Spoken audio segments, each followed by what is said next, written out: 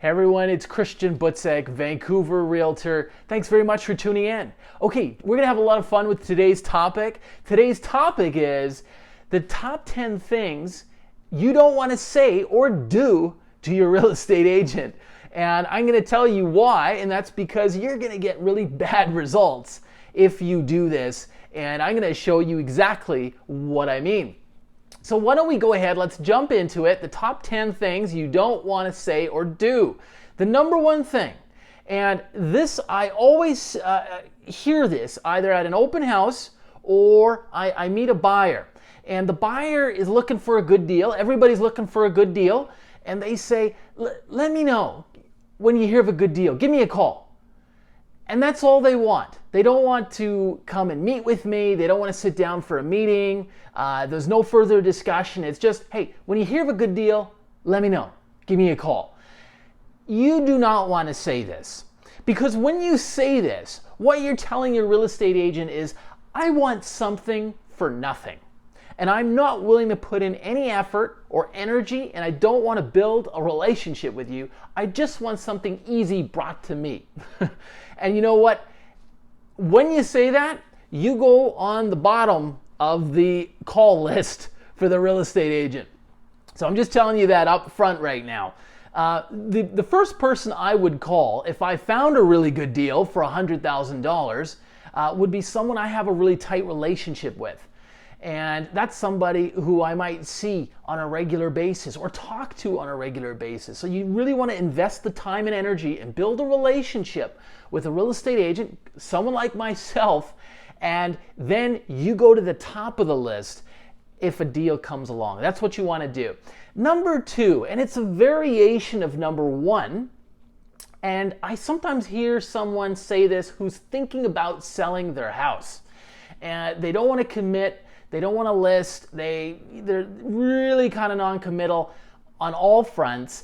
And they say, well, bring me a buyer and I'll think about it. This makes no sense, okay? Because in essence, what the realtor hears is you go ahead and work on something for 8 months and bring that to me, and I'm not even willing to commit to paying you for your 8 months of work. No one's gonna do that. No real estate agent will ever do that until they have something written down that says, okay, like a fee agreement that says, okay, if I bring you a buyer for the property, you promise to pay us this much money, right? And there's nothing wrong with paying someone a fee for delivering a result to you. It just makes perfect sense. When you say that, you go to the bottom of the list, and you don't want to do that, right?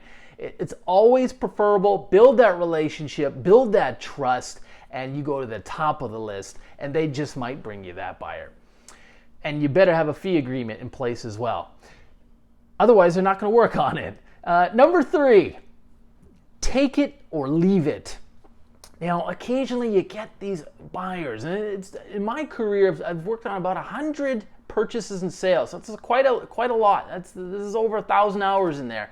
And I've seen this tried on a number of occasions. Usually it's by a ballsy buyer, and he says, just give them that offer, take it or leave it. They always leave it. They never take it. Nobody likes to be pushed into a corner and boxed in and painted in. It doesn't work. It's not a good ploy. I always tell my guys, look, let's have a little bit of flexibility and room. Maybe you want to start with an offer that's a little bit lower, right? So that you leave room to come up. That's fine. But you don't do that. It's not going to work for you. Number four, I don't want to compete. Now this I hear from buyers who are looking at a property, they've gone to the open house, or we went to view it together, they've fallen in love, they want to make an offer, and now someone else likes it too. That's natural, that's normal, okay? It's okay that somebody else likes the property. In fact, it's a sign that you've got good taste. It's very common. And what if you say, I don't want to compete, what your realtor hears is, I give up easily. And you know what? You don't get very far in life that way. Your realtor wants to find you a great property. He doesn't want to find you a piece of junk, right? He wants to find you the best home. So you really have to look at it as a compliment. Another example, and I've told my clients this, I say, if you were applying for a job, would you want to apply for a job that nobody wants? Of course you wouldn't, right? Because maybe the pay is really low, the working conditions are poor, all that stuff. It's normal. Good company, they put out a job advertisement, 10, 20, 100 people apply. It's very normal, and that's you just have to get used to that. Number 5.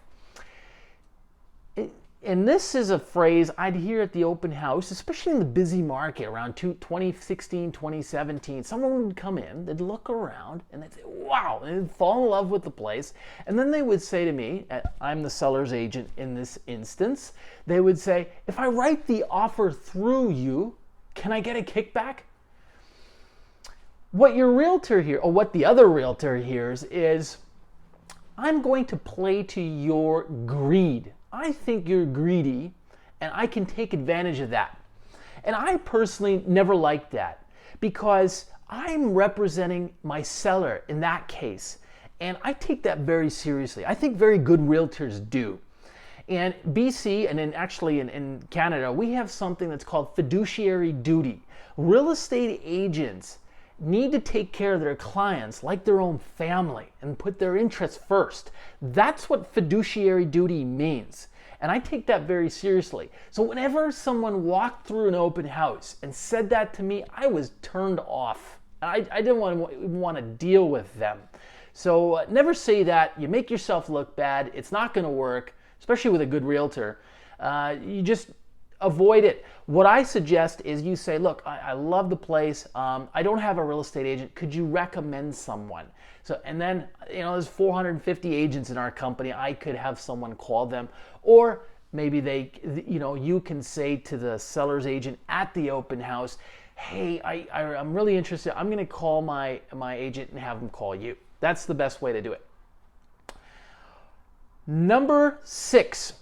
And this is about financing, especially when I'm having what's called a buyer consultation. I sit down with a couple, a young man, a woman, and we are going over the financing. Very important to have this down beforehand. And when I ask, how is your financing? How much do you want to put towards your down payment? I'm asking detailed questions, and I want to get detailed answers.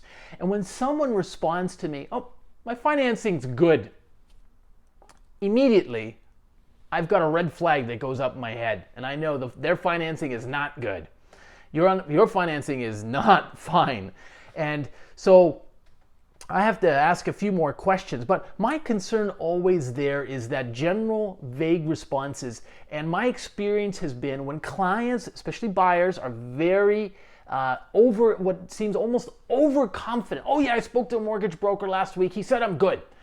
I get very concerned because real genuine buyers don't respond that way. The way they respond is more thoughtful. They tend to respond to that question like, yes, we have about $165,000 ready for a down payment. We talked to our parents last week and they're going to send us another $75,000. We did speak to a mortgage broker 3 days ago. We have an approval in place for a mortgage and a purchase of up to $1 million at a mortgage rate of about 2.8% for 30 years, or amortization period of 30 years. And so that's an honest answer. And that's how I know the buyer's really done their homework. And that's how you want to respond. You never just want to say, good, my financing is fine, my financing is good. If you don't have the money, just say, I don't have the money right now, but we hope to have it sometime by the end of October. I think that's an honest answer. Your real estate agent will appreciate your honesty, believe me. And it just like doing business with you as well and make life easier for you. Okay, let's move along. Number 7. This one, we get asked this one occasionally. Will you cut your commission? My response is no. And I just move on. It doesn't really come up in my business so much. I mean, I'm a full service realtor, and I think I tend to go the extra 10 miles for my clients, deliver pretty good results. So I'm just not asked this question a lot.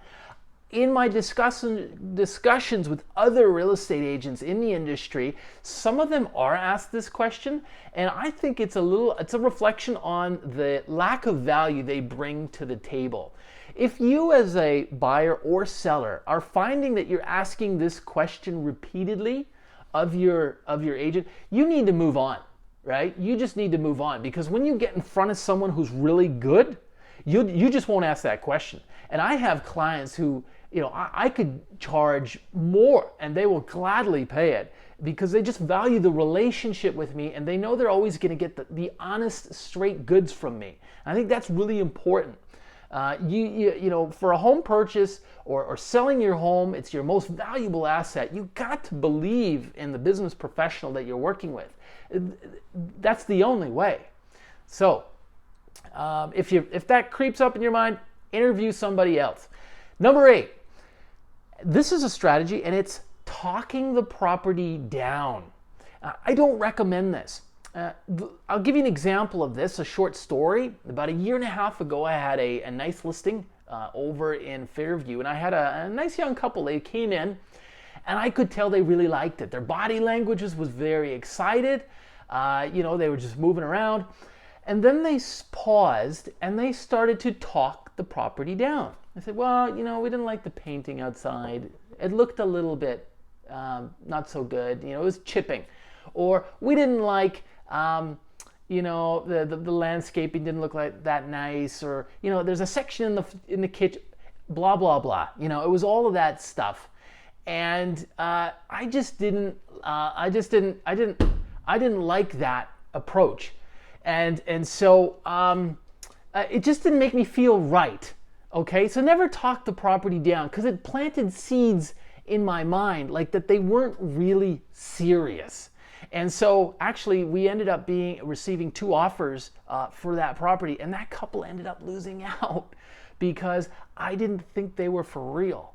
So best thing to do is, if you like the property, just go ahead, call your real estate agent, because a good seasoned realtor like myself, I can see through that very quickly, and you don't want to try that. Number 9, sometimes during a hot market, we're asked, lots of buyers are coming through the open house. I would ask the buyer, do you have a real estate agent? And they would respond to me and say, maybe. I remember thinking, maybe? Are you married? Yes or no? It's a simple question.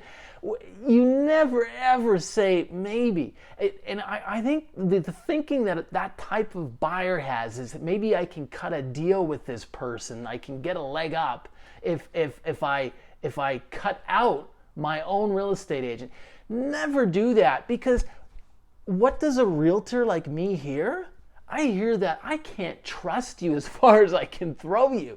I don't want to do business with somebody like that, okay? You got to be clear. You say, yes, I've got an agent. No, I don't. Could you recommend someone to me? That's the way to approach that, okay?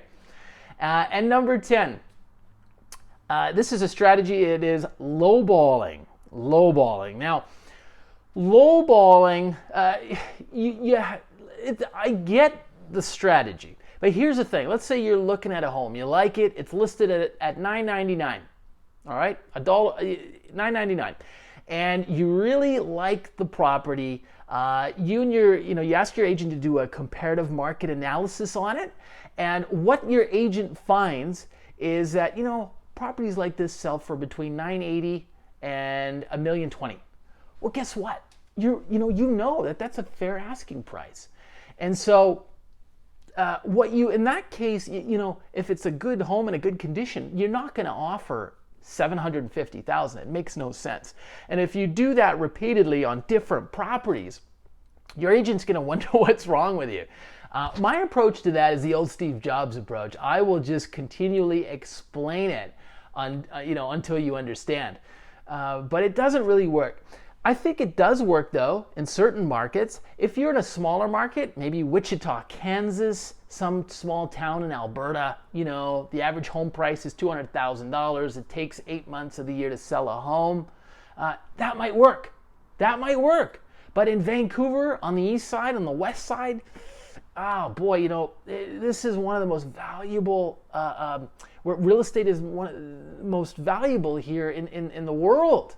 And so it just doesn't work as well here, but definitely small towns, it could work for you. So that's what I would suggest. So those are the top 10 things that you don't want to say or you don't want to do, because if you do, you're not going to get the best results and you're not going to put yourself in a good position to even get good results. If you've got comments or questions, leave them below. We'd love to hear from you. You have a great day and thanks for watching.